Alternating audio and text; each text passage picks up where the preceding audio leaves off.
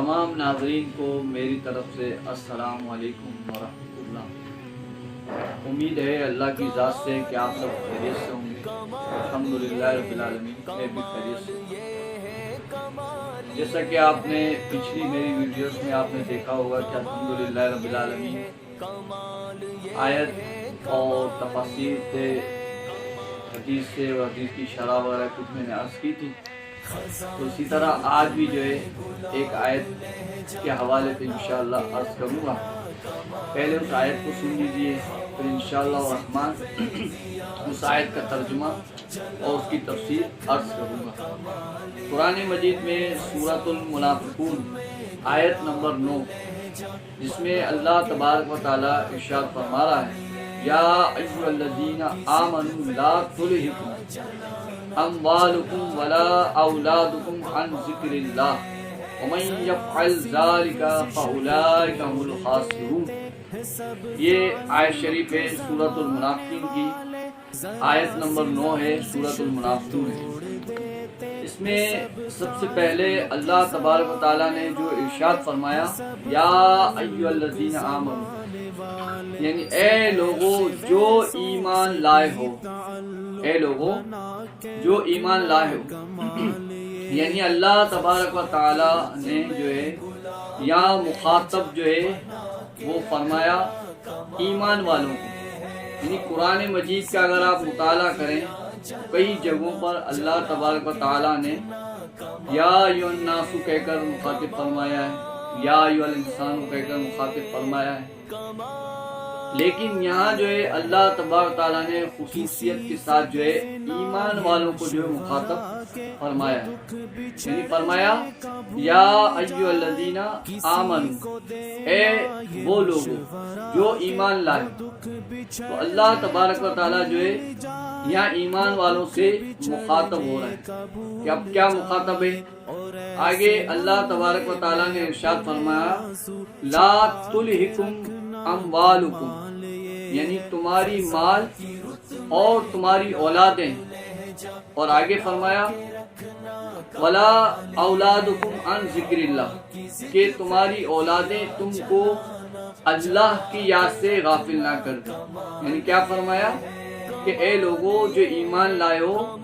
تمہارا مال اور تمہاری اولادیں تم کو غافل نہ کر دیں۔ کس چیز سے غافل نہ کر دیں؟ اللہ کی یاد سے غافل نہ کر دیں۔ اور اگر جو لوگ ایمان لانے کے بعد اپنا مال کی خاطر، اپنے اولاد کی خاطر اللہ کی یاد سے غافل ہو جاتا ہے، تو وہ آگے کیا اس کے متعلق اللہ تعالیٰ ارشاد فرما رہا ہے کہ جو ایسا کرے گا، یعنی اپنے مال کے حوالے سے، اپنی اولاد کے حوالے سے اللہ کی یاد سے غافل ہو جائے گا، تو آگے اللہ تعالیٰ ارشاد فرما رہا ہے بالکل واضح طریقے سے کہ جو لوگ ایسا کریں وہی خسارے میں رہنے والے ہیں۔ پیارے اور محترم ناظرین، دیکھیں یہ اللہ تبارک تعالیٰ نے ایمان والوں سے مخاطب فرمایا۔ اب اس آیت کا ترجمہ یہی ہے۔ اب تفاسیر جو ہے اس کی کوئی ایک تفسیر سے میں نے الحمدللہ مطالعہ نہیں کیا، بلکہ کئی تفاسیر سے جو مطالعہ کیا ہے، اس میں سے جو ہے چند تفاسیر کا جو ہے خلاصہ کرتا ہوں کہ سب سے پہلے کیا فرمایا کہ تمہارا مال۔ اب دیکھیں کہ مال کمانا یا مال جو ہے رزق حلال کمانا یہ عیب نہیں، مالدار ہونا یہ عیب نہیں ہے، لیکن جو مال اللہ کی یاد سے غافل کر دے تو وہ مال جو ہے نقصان میں۔ اب کیا ہے کہ دیکھیں بعض لوگ جو ہے مال کماتے وقت نمبر ایک تو وہ یہ سوچتے نہیں ہے کہ مال ہم کس طریقے سے کما رہے ہیں، یعنی اس کو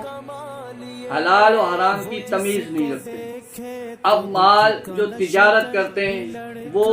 دھوکہ دہی کرتے ہیں،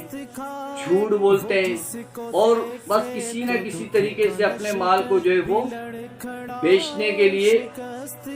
لوگوں سے جو ہے جھوٹ کا، فریب کا جو ہے معاملہ کرتے ہیں۔ تو وہ مال اسی طریقے سے اب مال کما لیا، اس کا مال کا استعمال بھی غلط طریقے سے کرتے ہیں، اسی مال کو جو ہے ناجائز طریقے سے جو استعمال کر کے اپنے مال کو جو ہے ضائع کرتے ہیں۔ یعنی آپ دیکھ لیں کہ شادی بیاہ میں یا اسی طریقے سے اور جو لوگ کئی لعب و لعب کے جو کام ہیں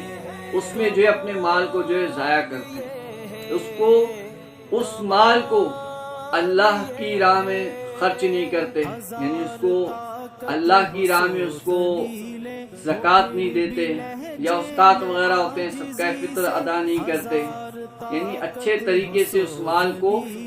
استعمال نہیں کرتے، تو یہ بھی جو ہے نقصان ہے۔ اسی طریقے سے فرمایا کہ تمہاری اولادیں، اچھا مال کماتے وقت یہ بھی ہوتا ہے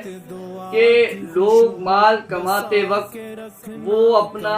یہاں تک ہم نے دیکھا ہے کہ لوگ جو ہے مال کمانے کی ہوس میں، مال کی لالچ میں جو ہے وہ اپنی نمازیں بھی جو ہے ترک کر دیتے ہیں، یعنی نمازیں تک نہیں پڑھتے۔ اگر کسی کو کہا جائے، مثال کے طور پر رمضان شریف آ جائے تو اس میں کہیں کہ روزہ رکھیں، تو کیا بہانہ بناتے ہیں کہ بھائی ہمیں تو جو ہے صبح کام پہ جانا ہے، پھر سارا دن مزدوری کرنی ہے، محنت مشقت کرنی ہے، تو ہم روزہ کیسے رکھیں؟ حالانکہ جو محنت مشقت جو ہے وہ آپ کو فرض سے غافل کر دے، نمازوں سے غافل کر دے، جو آپ کو روزے سے غافل کر دے، تو مال آپ کے لیے حلال کیسے ہو سکتا ہے؟ وہ تو آپ کے لیے روزی ہی آپ کے لیے ناجائز ہوگی۔ اور اسی لیے حکم دیا گیا ہے کہ جو تاجر حضرات ہوتے ہیں ان کو یہ کہا جاتا ہے کہ اپنے مزدور سے جو ہے رمضان میں جو ہے مشقت کم لیں، اور الحمدللہ رب العالمین ایسا ہوتا بھی ہے، کئی ایسے تاجر ہیں، کئی ایسے لوگ ہیں جو رمضان شریف میں جو ہے وہ کام کم لیتے ہیں اپنے مزدوروں سے، وہ اجر و ثواب کماتے ہیں۔ تو یہ مطلب مال جو ہے اگر ہمیں اللہ کی یاد سے غافل کر دے تو یہ مال ہمارے لیے نقصان ہے، ورنہ مالدار ہونا کوئی عیب نہیں ہے۔ حضرت عثمان غنی رضی اللہ تعالیٰ عنہ مالدار تھے، حضرت صدیق اکبر رضی اللہ تعالیٰ عنہ، حضرت صدیق اکبر رضی اللہ تعالیٰ عنہ ایسے مالدار تھے،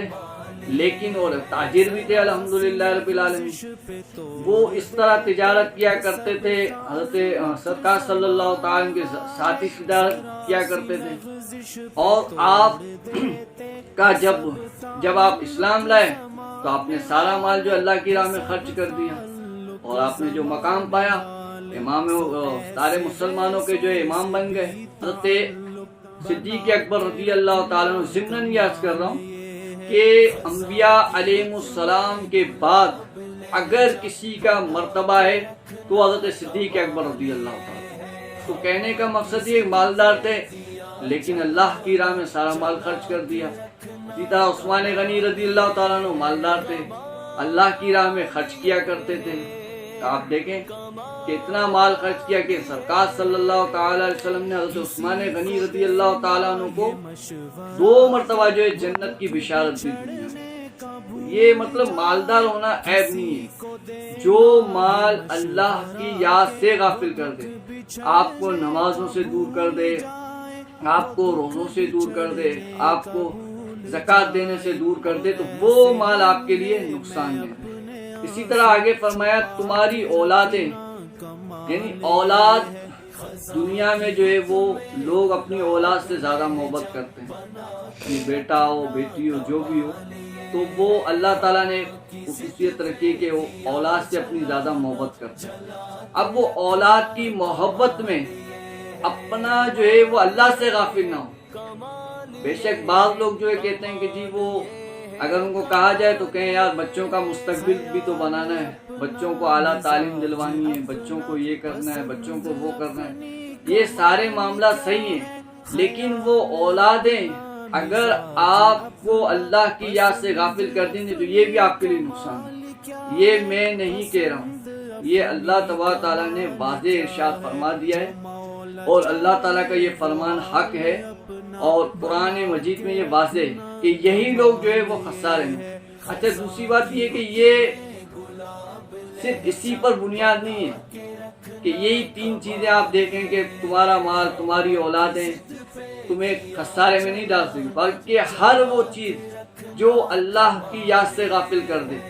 اللہ کی محبت سے دور کر دے، اللہ کے فرائض و واجبات سے دور کر دے، وہی جو آپ کے لیے خسارے ہیں، یعنی وہی جو ہے وہ لوگ جو ہے وہ خسارے میں ہوں گے۔ تو ہمیں چاہیے کہ ٹھیک ہے ہم جو ہے مال بھی کمائیں اچھے طریقے سے، حلال طریقے سے، پھر اس کا استعمال بھی حلال طریقے سے کریں، اور اسی طرح اولاد سے محبت کرنا